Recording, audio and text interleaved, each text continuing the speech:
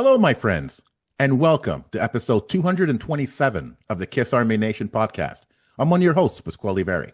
And I am Claudio Spera. Welcome to the show, everyone. Our Cadillac Trilogy is complete. So it began with an interview with Thad discussing his Cadillac experience, owning the key to the city, and his book, Unmasked, My 50-Year Journey with KISS. We did a play-by-play of Cadillac with Roger Bernard. And now, at the center of it all, the coach, the teacher, the dreamer, the man who made the 1975 Cadillac experience happen. We are so proud to have on our show Mr. Jim Neff. Welcome to the show, my friend. It's just such an honor to be with you guys. It's a great podcast, and I watch most of the episodes, and it's just fun to be here. Well, thank you. Thank you so much. It's such an honor, as Paz was saying, Jim, to have you on the show. You know, I was pitching myself this morning, thinking we're going to be talking to the one and only Jim Neff, so the man who really made everything, for KISS fans, such a great event and in history. You made it happen. So, but before we get into the KISS story, as our members of the band say, for our listeners who may not know your story, can you share a bit about your background and how you ended up coaching at Cadillac High School in the early 70s? Yeah, I grew up in Flint, Michigan, which at the time when I grew up, it was sort of a hotbed of rock and roll. I'm 78 years old, so I've had the opportunity to watch rock and roll from the very beginning to all the way through today. So that's really a treasure for me.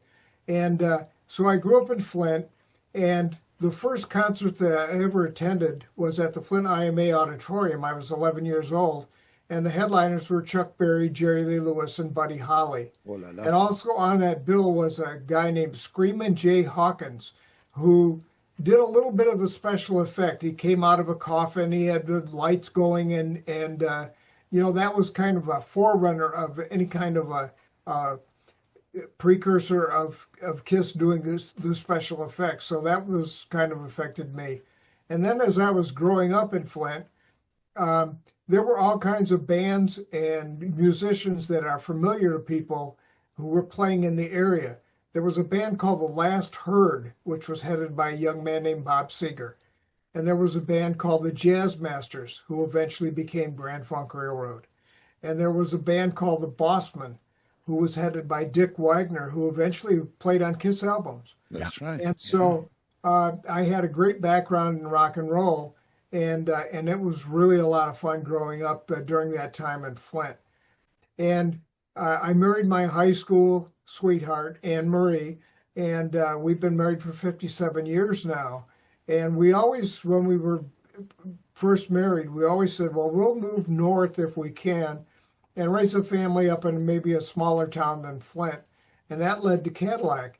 And it just so happened that I was teaching and coaching at a high school in Flint Southwestern, and the head coach there had taken the job in Cadillac, and he invited me to come up and be an assistant coach.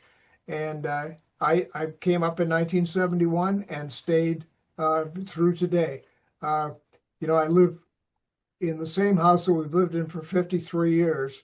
And I'm 2 blocks from the KISS Monument, and I can look out my window and actually see the monument on a clear day. So I got to Cadillac in 71. I taught there for 29 years, worked another 8 years in technology, and it's been a wonderful experience here in Cadillac. Wow.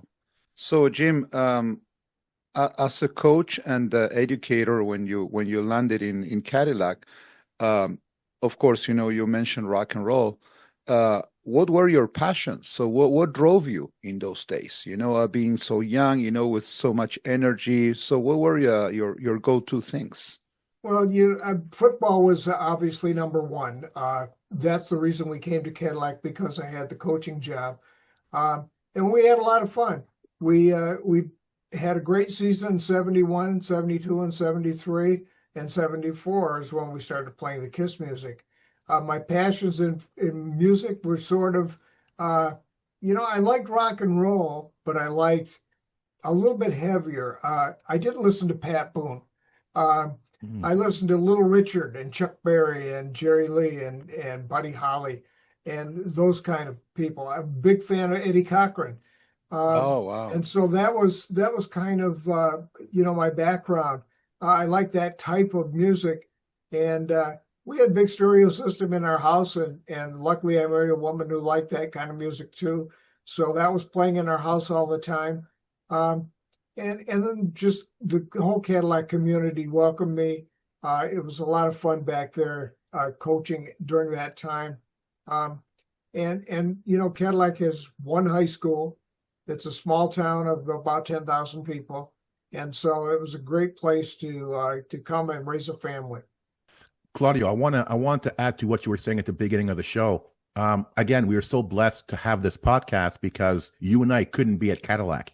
Yeah. And exactly. we're sort of living the experience through Jim, through Thad, through Roger, through Xander. So this is just fantastic again, Jim, to have you on. So you were talking about your music passions. Were you a KISS fan before 1975, before KISS arrived in Cadillac? Well, they had opened a show in Flint at the IMA Auditorium, that same place that I saw Buddy Holly and Chuck and Jerry Lee. And they had opened for the New York Dolls. And that was in the early 70s, probably 71, 72. And I had seen the reviews of that, and KISS was known as a band that you didn't want to be there, have them as your opening act, right? Because they would steal the show. They opened for the New York Dolls. I saw those reviews. And then I caught them on TV at a show called In Concert. Yeah. And as soon as I saw them perform on that TV show, I said, this is a band that I am absolutely going to love. I love their music. I love their passion and their energy.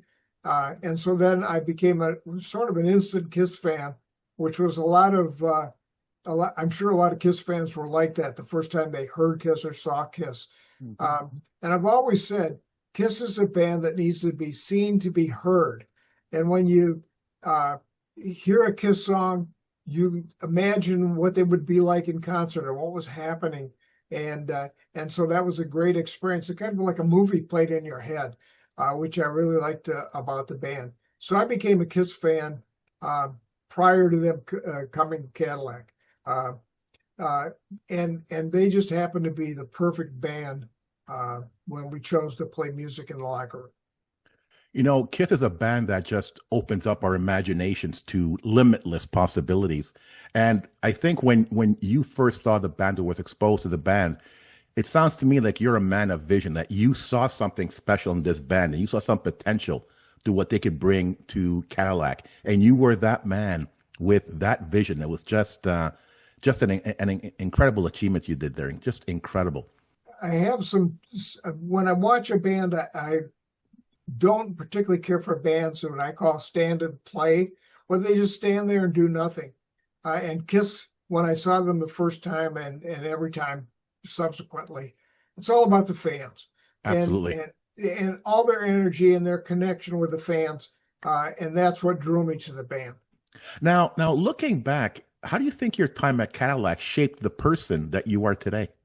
Well, my brother, Rob, calls these moments, you're the guy moments. And a lot of times people will come to Cadillac and I'll be walking down the street and they'll say, you're the guy. I'll go to a concert and they'll come up to me in a hallway and say, hey, you're the guy. And I get to meet all these fans and have a lot of fun with that. It shaped me because for 50 years, people have been coming to Cadillac and I've been giving these tours. And, if they come and spend the money and spend the time to come here, the least I could do is spend an hour with them and show them around town. I'm very proud of the town of Cadillac. They're very friendly people. And so it's really shaped me. During the 50th, one of the cool things were so many alumni came back. So many ex-players came back. They stopped by my house. They said hello. They gave me big hugs. It was a lot of fun that way. So, just having this experience that has lasted so long, I'm the guy. You're the guy. You're the guy. That's kind of fun being the guy. Yeah. And for the 40th, I did a lot of work. But for the 50th, a lot of the heavy lifting was done by other people, the Cadillac Areas Visitors Bureau and the Cadillac Schools. I got to do a lot of the fun stuff. Mhm. So being the guy was a lot of fun this time around. So it sounds to me like this has been going on since 1975. Because as KISS fans, we're aware of the 40th anniversary and the 50th, because those are big events. But what you're telling us is that this has been going on since the beginning. People have been going to Cadillac, mentioning KISS. Tours have been going on. It's an ongoing thing. Oh, absolutely. And early in the early days before social media, people would get a hold of me. They'd call me on the phone. They'd send me a letter. They'd mail me things to sign, which always flabbergasted me that anyone wants my signature. And that was kind of the early days before that. We only had two radio stations in Cadillac, and both of them were not really rock and roll stations, but they played a little bit of rock and roll. And so people have been coming here. I call it a stealth economy. When someone rolls into a small town, like 100 motorcycles or a big bunch of tourists on a tour bus, they're pretty obvious. It's a large group of people. But KISS fans have been coming for 50 years, 2 and 3 and 4 people at a time, or a family. And they kept coming and kept coming. And that's during the 40th. That's why we erected the KISS Monument and the plaques for all the tour stops, because there were places that the fans said, we'd like to have a place where we could take some photos. Right. And that's what led to all that. So the last 10 years have been really crazy because we have social media and we have the monument. This is so awesome. I think Pasky, the same with you. As I'm listening to you, Jim, you are the guy, definitely, and you're such a legend. As KISS fans, we think of ourselves as really special fans. We think we're different to other fans. From Beatles fans or whatever. Rolling Stones fans. But I'm thinking, as you're going through the story, people coming to talk to you and see you, and you deciding, to put the plaque there in the different spots, in the different landmarks in Cadillac, such a small city. Can you take us to the beginning? How did this idea of contacting KISS first come about? Well, it is a really football-oriented beginning. Okay. In 1971, we were 7-1-1. We had a great team. In 72, we won our last 7 games. In 73, we were 9-0. So we had a 16-game winning streak going into that 74 season. And the team was really good in 74, but they were very tight because they had 16 games to live up to. Winning streak.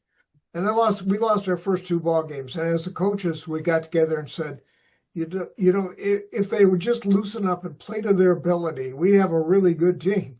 And so I said, well, let's play rock and roll in the locker room. It was back in the day when everyone had their game face on. They were very serious before games. It was silent in the locker room.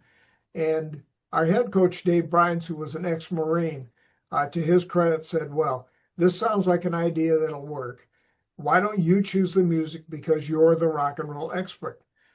And I said, well, I've got the perfect band because they're KISS, and in football, it stands for Keep It Simple Stupid.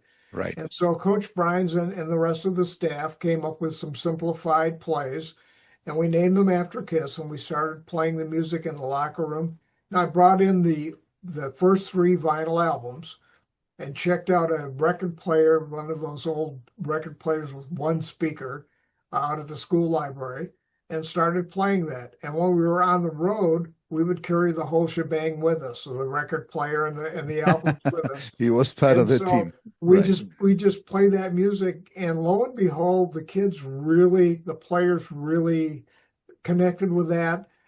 They were having fun. They were smiling in the locker room. On the road, teams would think, these people are crazy. They're over there playing music, and we're here serious for a game. Yeah. Well, bottom line was we won our last 7 games, finished co-champs of the conference. KISS turned out to be just a phenomenal inspiration for that. It was and a then, boost. of course, in Yeah. 75, they came. Right. Mm-hmm. And then so you're playing the music, for the team, and everybody's kind of pumped up. So you start getting, 7 wins, in a row. And so then it was you who came up with the idea, hey, I think maybe we should contact the band and see if they can come to Cadillac. Was it like that? Yeah, it was really weird because I just, on the spur of the moment, it's one of those things, I always say to myself, I was 28 years old, so I was young and stupid at that time. And so I never asked a question about what couldn't be done. It was what could be Okay. done. All right. And the first thing that I did was turn over the Dress to Kill album, and there was Rocksteady Management, the address in New York City. So I wrote a letter, and actually that first letter was on a yellow legal padded printing. I'm sure when they got the letter, they thought, who is this crazy person that's sending us a letter? But anyway, I sent it and let them know what we were doing. And obviously it struck a chord with Bill Coyne and the band. And so after we'd won a couple of games, I sent that letter. And I was sitting at home in my easy chair one night, and I got a call. And it was Gene Simmons and Paul Stanley calling from backstage at a show they were doing.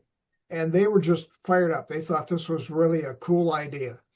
So that kind of gave me the idea that maybe there was some connection here that we could make. And they said, here's the phone number. Call us every week and let us know how the team is doing. And back then, there wasn't cell phones or social media. I couldn't text anyone.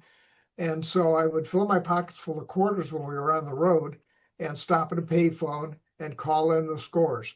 And that gave the connection between the band and Bill Coyne, Kira Ross, who was their publicity manager at that time. It gave us all kind of a connection and headed in the direction of proposing maybe the next year that they would come. And so following the story, so can you describe the moment when you realized that KISS was actually going to say yes to coming to Cadillac? It was kind of an odd occurrence. I knew that they were going to play a show at Western Michigan University on October in 1975. Yeah. And I said to them, that just happens to be our homecoming weekend. And I noticed that you have 3 days off before you have another gig in Ohio. And I said to one of their managers, Alan Miller, I said, would they maybe want to come up and sign a few autographs at our pep assembly? And he said, well, yeah, they might think of that. And I said, well, my brother has a rock and roll band. And if I got him to bring up his equipment, would KISS maybe play a song in our pep assembly? And he said, well, really, I don't think that they like to play with other people's equipment. And so a couple of days went by and he called again and he said, what if we brought the whole show?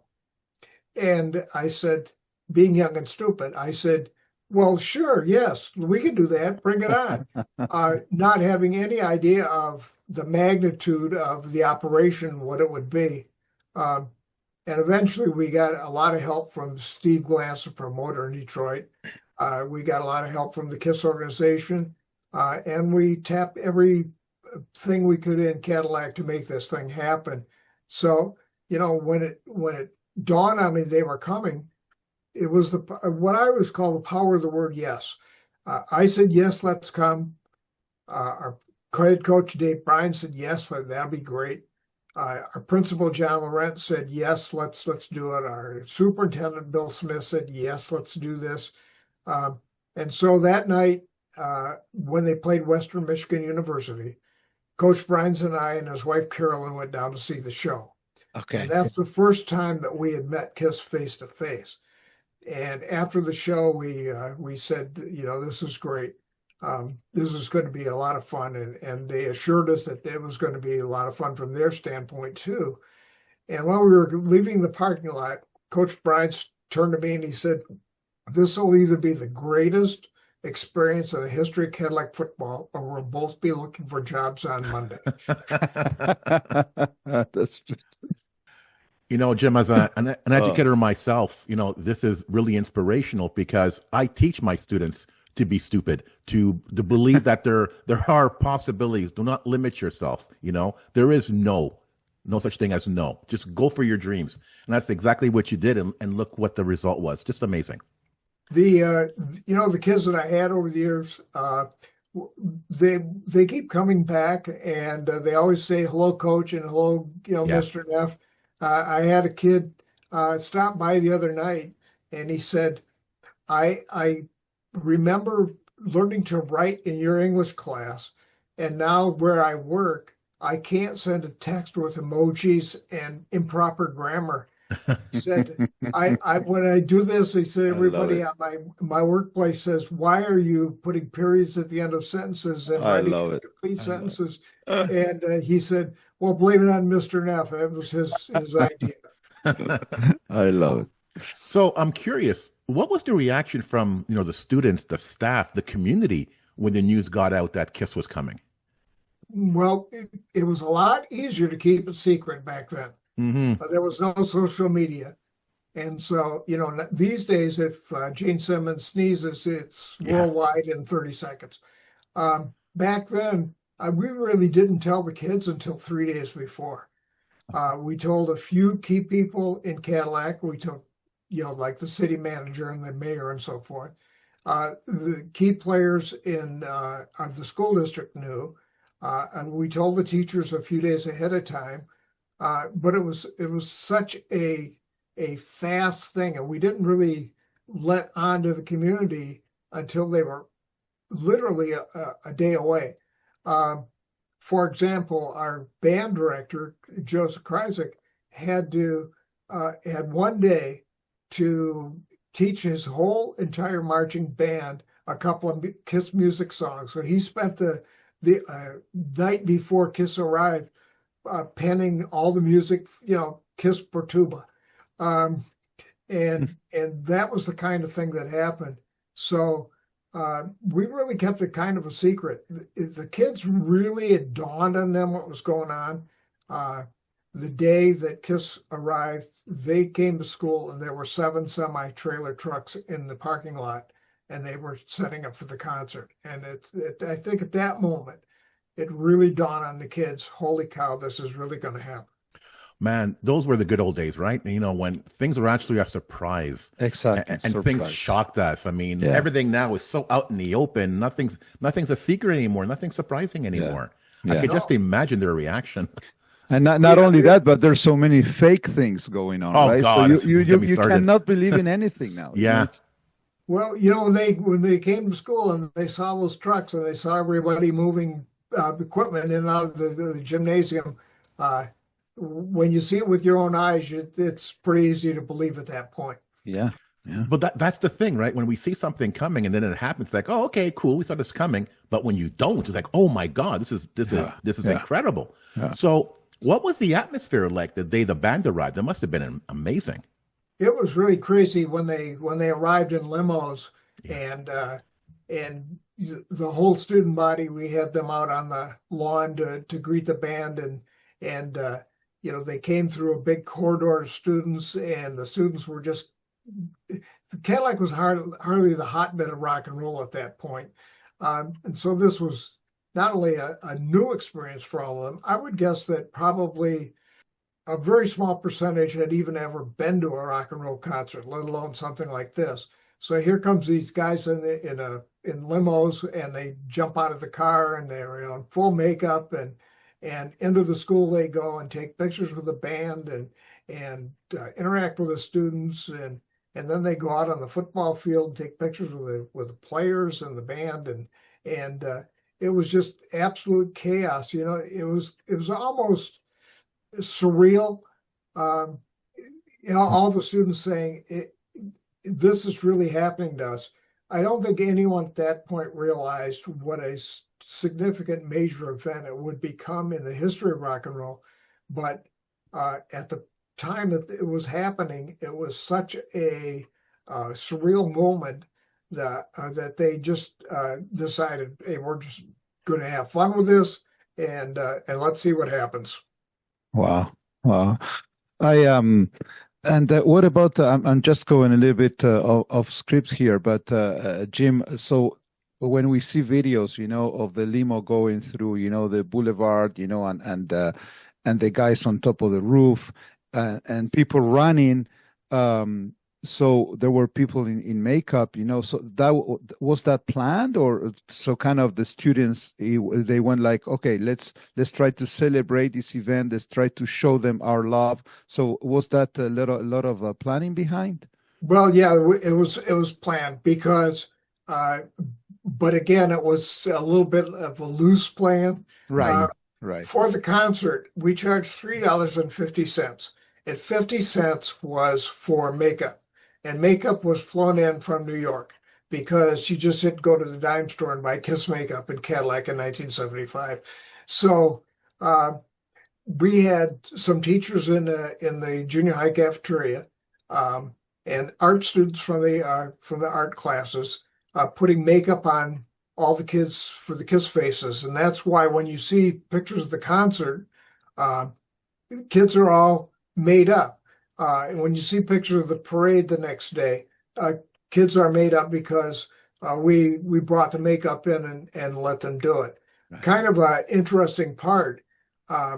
If you look at the picture from like the civic breakfast, and you see how good the makeup was between John Laurent and Bill Smith and the mayor and so forth, because the KISS themselves put the makeup on those people. Yeah.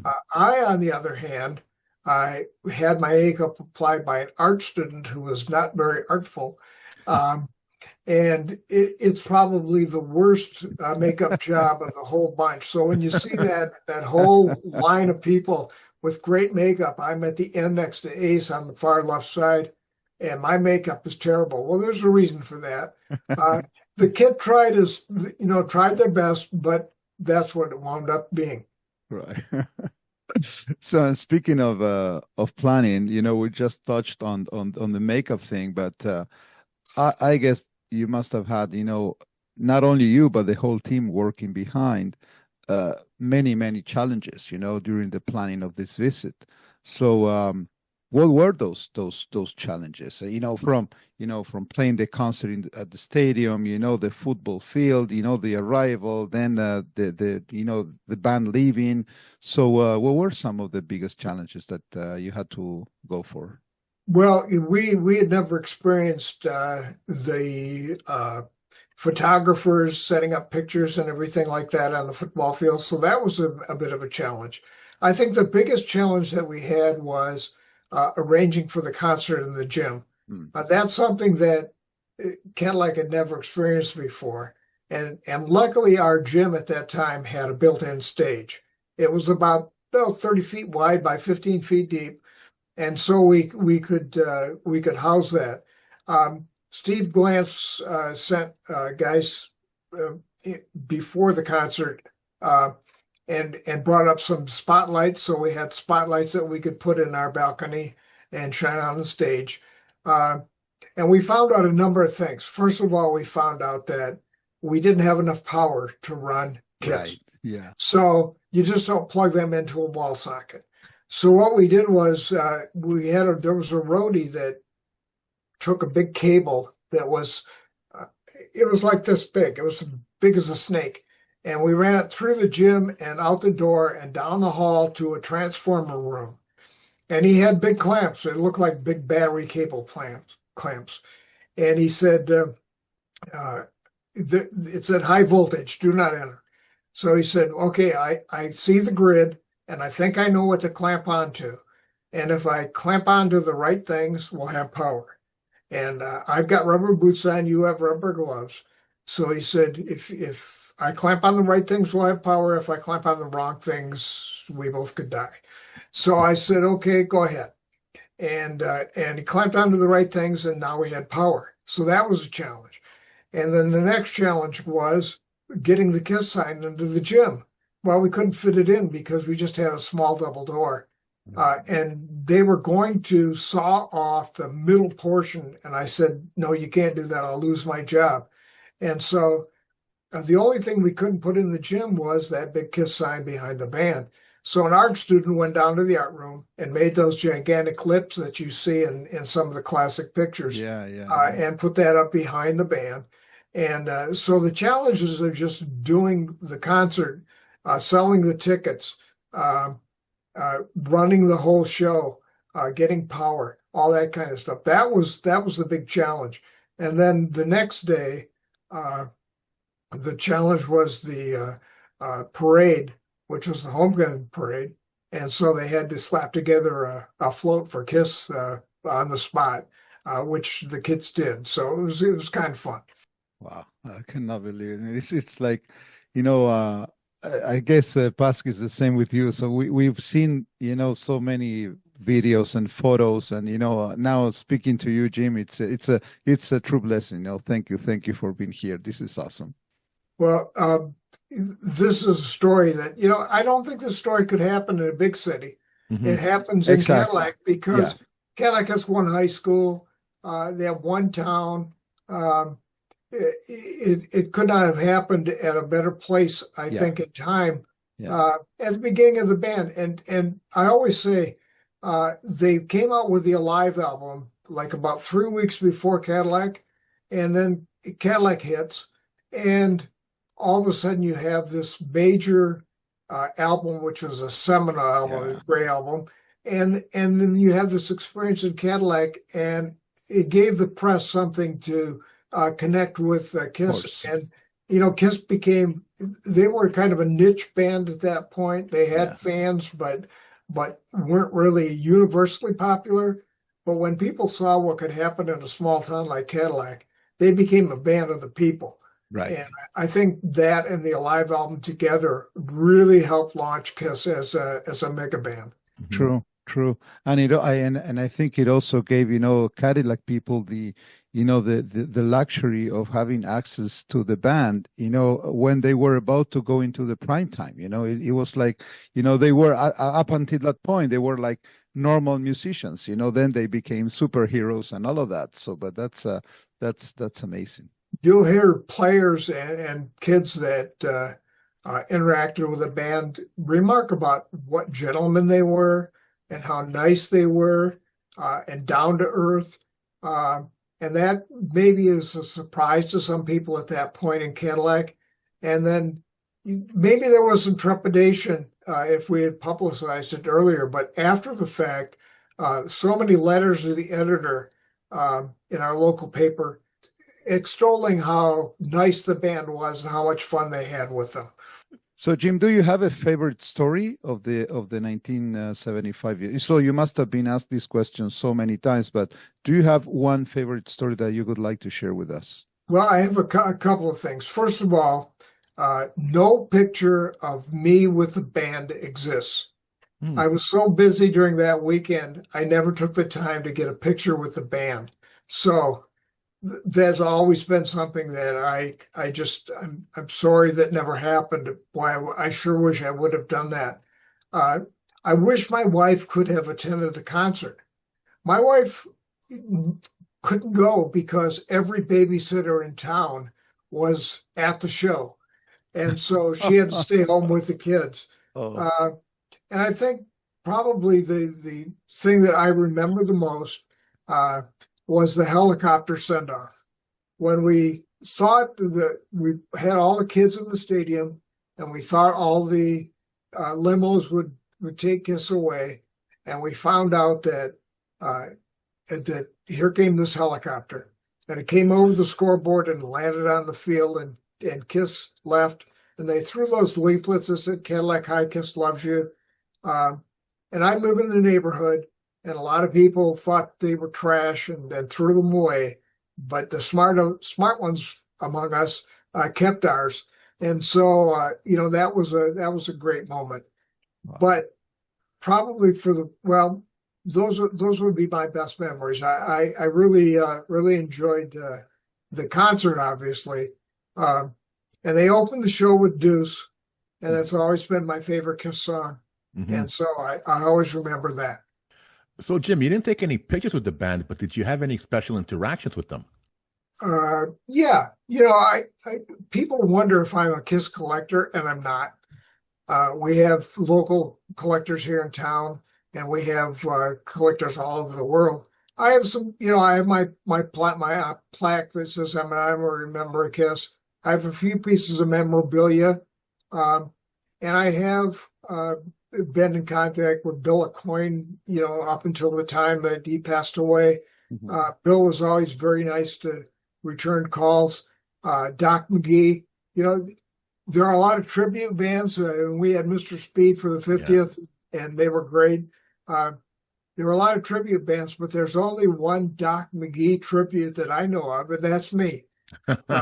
He's my hero. He's a great manager. So that's always been good.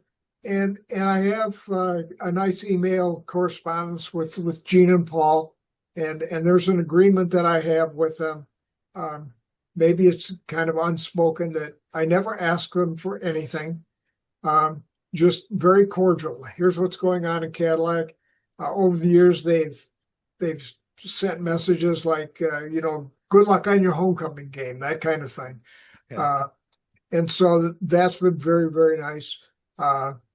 And recently, I've even had some email correspondence with Tommy Thayer, and that's been nice too. So just a very cordial, not like we're exchanging Christmas cards or anything, but with just a nice arrangement that's been made and has happened over all these years. I love that relationship is still continuing after Cadillac. That's incredible. So I remember years ago there was a KISS coffee house, and I was there for the last night. And the next day I was walking by the coffee house and it was closed. It was such a surreal experience seeing it closed.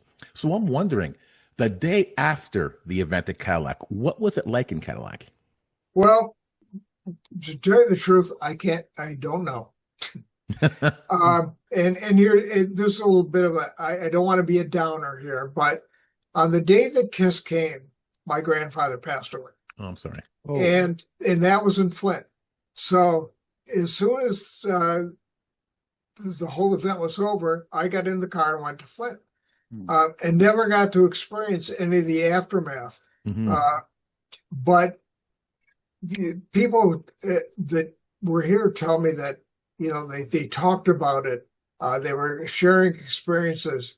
And that's one of the things that I've always said is that right now, tucked in drawers and in the backs of closets and in storage boxes, there are stories and photos and things that happened in 1975, souvenirs that people have and are coming forward with all the time. This happens all the time. And I think they all, rushed to the drugstore to get their pictures developed. They made sure that they had everything that they collected, the flyers that came out of the helicopter and everything, those were saved and put away. And so, after the event, I think that they took a big, deep breath, just like I did, and said, this is something that I'll never forget. It's obviously something you never forget, but at the time, did you think, okay, it's over, let's move on? Did you even have any idea it would be this big, that the folklore of this event will continue like 50 years later? I had no idea that it would happen like this. The thing that always flabbergasts me is that this is a continuing story that has lasted all this long time. And we pulled it off, and it can never be duplicated again. I think when fans come to Cadillac, one fan a couple of falls ago said to me, I've read the story and I've seen the pictures, and this is like coming home. And the word that I use to explain this is authenticity. People don't come to Cadillac to collect, bobbleheads and lunchboxes. They come to Cadillac to walk in the footsteps where KISS walked in 1975. And luckily, our football field and stadium are relatively the same. The gym is relatively the same. All have been updated, but they're almost the same. The firehouse is still here. The architecture in downtown Cadillac is still there. And so that's what KISS fans, they connect with that. And, KISS fans are just wonderful people, and they share stories and go through the town and talk to people. And that's what they remember the most. Yeah, I would like to stop for a second on what you just said, Jim, about authenticity, because if it's only walking the same steps as the band did, so you can go to New York, for instance, and there's so many KISS landmarks there, but there's something so unique, so special about Cadillac, and I don't think it's only related to the size or how many people live there, but how you were able to welcome the band, with so much passion, so much love, that you created basically an event that will never happen again, and that never happened in history. So, and it's all about Cadillac's people. So, and you made it happen. So once again, this is truly unbelievable. Having the word, from the source, who had it in mind, who saw it, the guy, you're the guy, The guy. Well, the thing that was really cool, KISS fans, they came for the 50th and yeah, and all throughout these 50 years, but particularly this 50th, they walk through downtown and, there's something about KISS fans. It doesn't matter what your political leaning is, what religion you are, where you come from, what your occupation is. The thing that bonds everybody together is they're KISS fans. And it seems like every KISS fan has a unique story to tell. That was one of the great things that happened to me during the 50th, was listening to all these wonderful stories about, maybe they met their wife at a KISS concert, or I listened to a live and listened to, and that saved my life, because then I had something to look forward to. And all these fans interacted with each other.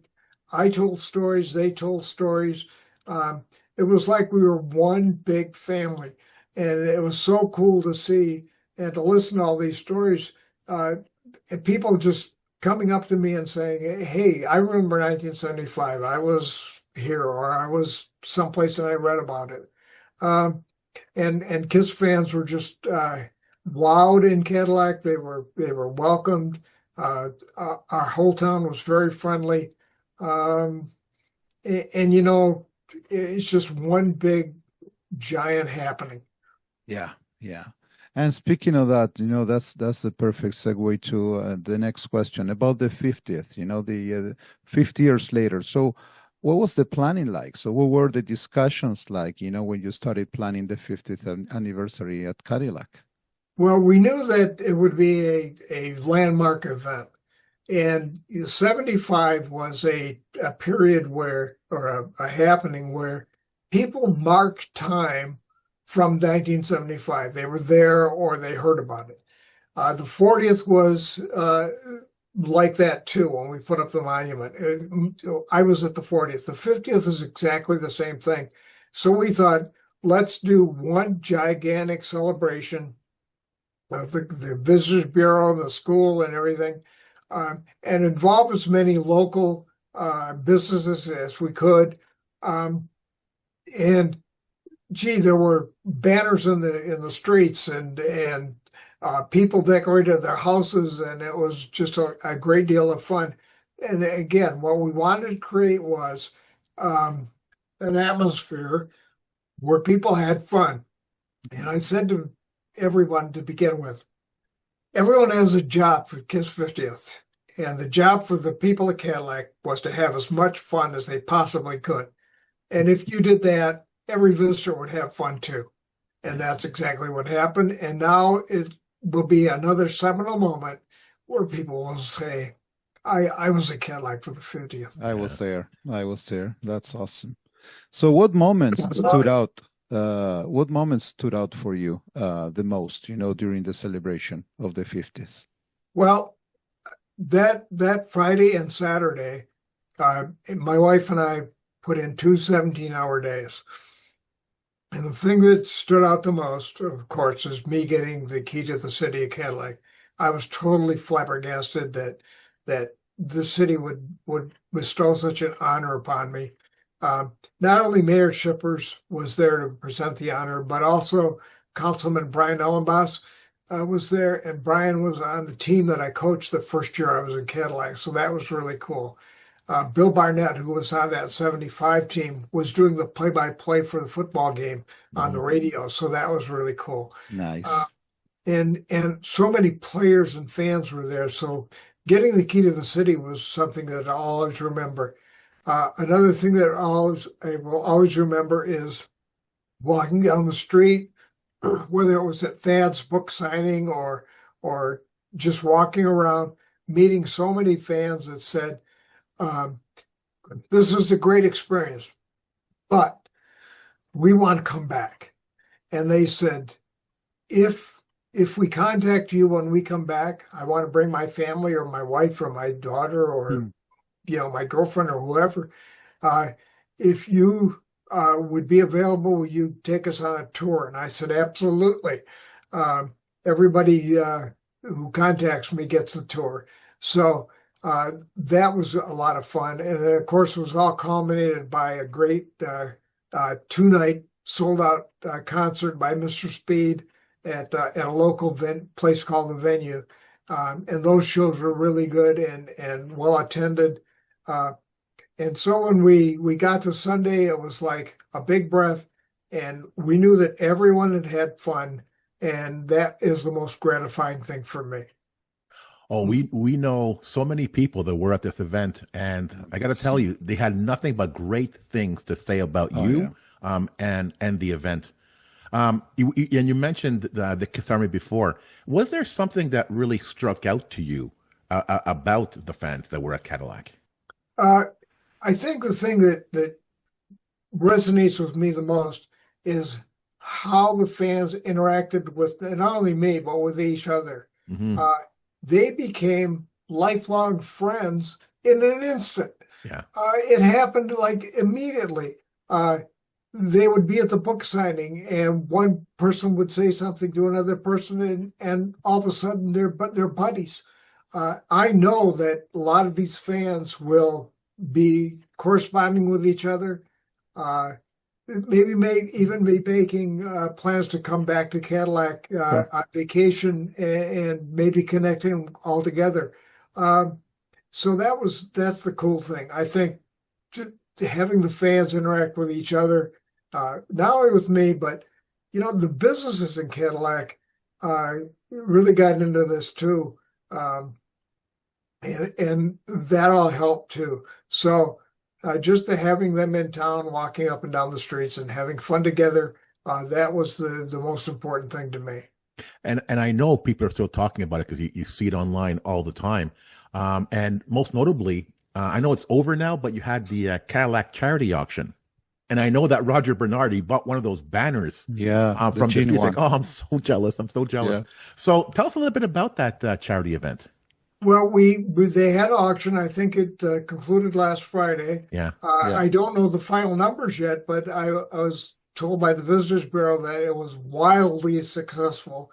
Nice. Every penny goes to charity in Cadillac of one place or another, either music programs we have here in Cadillac, or the stadium itself, the monument upkeep.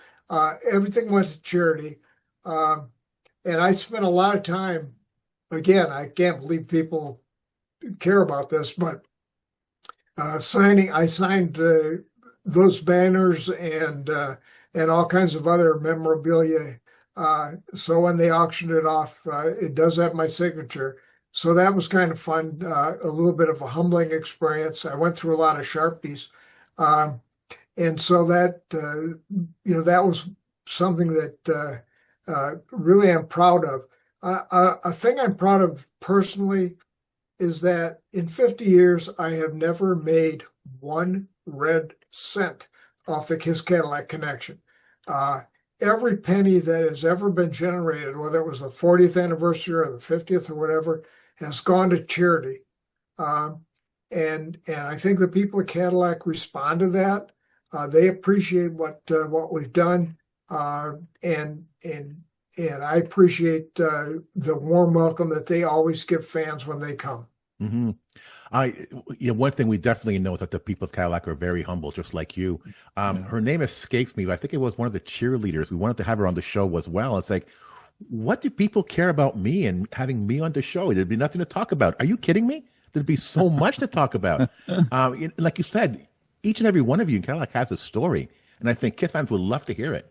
I told all those kids who they were in the video, and I know what you're talking about, Mary Porter stuff. That's it. Yeah.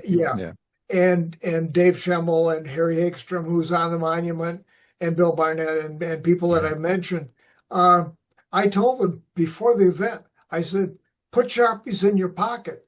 People are going to want your autograph. And they all said, well, why would they do that? I said, because they've seen you in the photos and you're legends. Yeah. Mike Bryants, who was Coach Bryant's youngest son, is in one of the photos with Paul Stanley leaping with a football in the air, and Mike is in the background in red pants, and he's 10 years old. And people still come up to Mike and say, "You're the kid in the red pants." This is crazy. KISS fans know all this minutia, and I told everybody, you're stars. So make sure that you take a lot of selfies were taken because the new autograph is a selfie. Yeah. And these kids, I think they were flabbergasted. They were almost performers. It was a lot of fun. Oh man, only KISS could do that, right? Absolutely, and KISS fans. Yeah. Wow, it's nuts. So I kind of imagine another event like the 50th happening. But do you foresee anything happening in the future in Cadillac? Well, I really don't know. I'm the last living storyteller. Coach Bryans is still with us, but a little bit under the weather. And it was really nice to have Coach attend the football game where I received the key to the city, because then I got to go down and get a picture with Coach and share that moment with him. I don't know, as if I'm 78. I'd be 88 at the 60th. Yeah. So I don't know about that. But every year that it comes up that it's the anniversary, we get a lot of people that will just come to Cadillac to tour around on their own. It's sort of a stealthy thing. I do a few more tours during that time, and so this is something that continually happens. I hope that people will remember the story, and in subsequent years. They'll all those kids that I told you were stars, they'll be the storytellers in the future. Mm-hmm. And so when people come to town, it's kind of cool to have them meet those players and cheerleaders and students. So hopefully this will continue, because I can't tell you how much enjoyment I get from conducting these tours. Mm-hmm. Yeah, I think it will continue for sure, Jim, because we KISS fans were so crazy about this huge milestone in history that we keep the word out. So this is one thing that it's been covered all the time, and we're passing by to future generations. So every KISS fan and their son, their family, they know about Cadillac. So this will continue for sure. And what do you think after 50 years now? What do you think the legacy of the KISS Cadillac story really is? For the town, for KISS, and most importantly, for you personally. I think the power of the word yes, and the fact that here was a small town in northern Michigan, and we all came together and we pulled off this major event. And if we can do it and realize our dreams, that maybe your dreams can be realized too. And that's probably the legacy that I would emphasize, because Cadillac was a special place in '75. It's still a special place now. Yeah. But you can create your own memories, and as as we always say as teachers, don't worry about what you can't do. Worry about what you can do. Yeah. And go ahead and give it a try. The very worst that could happen was you've had the experience of trying, and you never know what can happen. Yeah. Who knows? Maybe you'll. Who would know that some little guy in Cadillac, Michigan would invite a mega band that would become KISS and pull this whole thing off? Who could ever imagine anything better than that? Mm-hmm. Yeah, absolutely. So now that we're covering this specific section of the show where I know that it's gonna be the same with with Pask. We get emotional because we see how much love, you still, your eyes, you have that spark still, when you talk about the event. This is going through the screen. And I hope, for everybody listening and watching. So just to wrap up, this question. So if you could send a message to the 1975 version of yourself, the Jim Neff 1975. So right before KISS showed up on the football field, what would you tell him? I'd say don't worry about anything that could happen that would be negative. Focus on the positive. This is going to be a great deal of fun. Don't worry about what could happen that could go wrong, because there are so many things that can go right. Just sit back, enjoy it. And the thing that you will want to remember about this is that you gave it your very best and it worked out. And sometimes that's all we can ask. That's what we would ask of our students and players. Give your very best. One of the great things that happened during the 50th was I was given the opportunity to talk to the football team. Mm-hmm. And I said, your job this weekend is just to be the very best Cadillac Viking you can be.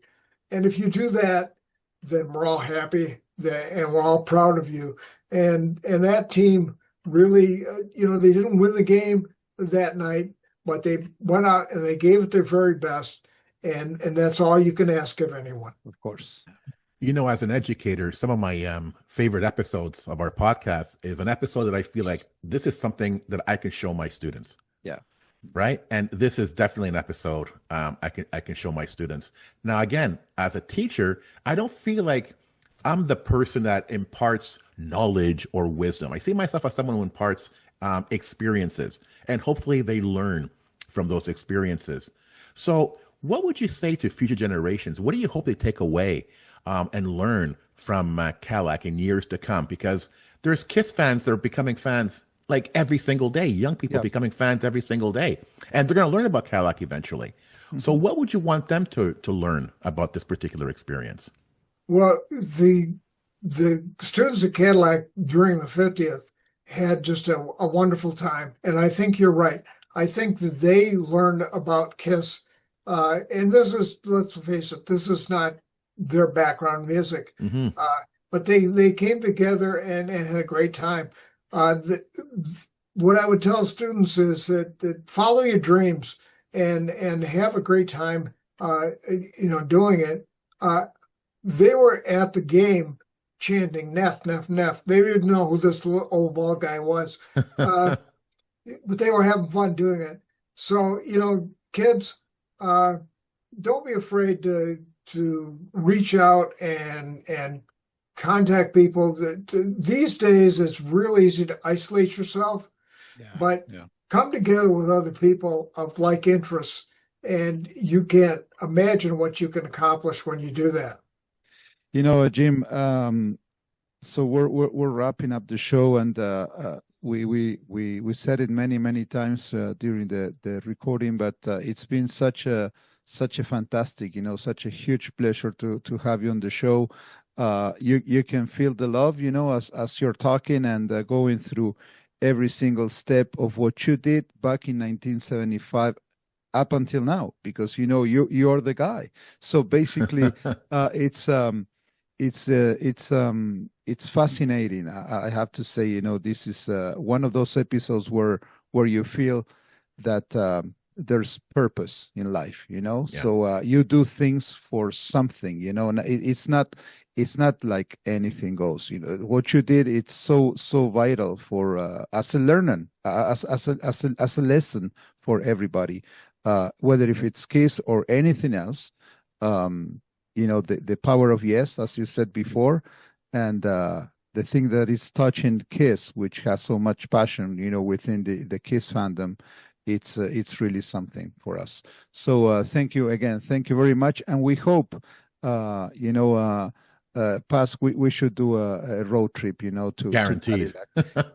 We should do this because, one thing that I wanted to say, because it was the same timeline as what KISS did in Vegas, and so many KISS fans were more excited about the 50th in Cadillac than the KISS Vegas thing, that they just wrapped up. So that shows you the authenticity, as you said before, and how genuine, what you created, Jim. So thank you very much. It's absolutely my pleasure. KISS fans are the best people in the world, and it's just an honor and a privilege to host them when they come to Cadillac. And I hope all of them had a lot of fun, and they'll continue with the story and keep coming back, because this is a one-of-a-kind experience. Two things we often talk about on the show. One, the legacy of KISS. What will be the legacy of KISS? And Claudia, you mentioned Vegas. Yeah, that was a pretty amazing event. I've been watching videos. It looks incredible. But is that going to be the legacy of KISS, or is it going to be something like this, that it comes from the fans, from the passion of the fans? Absolutely. That's where the legacy of KISS will go. This is how we're going to get new fans to get into KISS, to learn through these experiences. And another thing we often talk about is that it's not even about KISS anymore. It's about experiences that we go through because of the band. And Cadillac is just an amazing example of that. And again, we couldn't be there, but it's like we were there through all the stories and videos and the guests we had on the show, like yourself, Jim. So thank you so much for allowing us to have this experience, even though we were not there. And it was so amazing listening to your stories and telling those stories with obvious passion. And again, this is something I would love to show my students. I think they'll get a lot out of it. So thank you so much, my friend. It's just great to be with you guys, and I'm just humbled and honored to be on this podcast. And I've told the story a lot of times, but for every KISS fan, it's their first time. Right. And that's the important thing.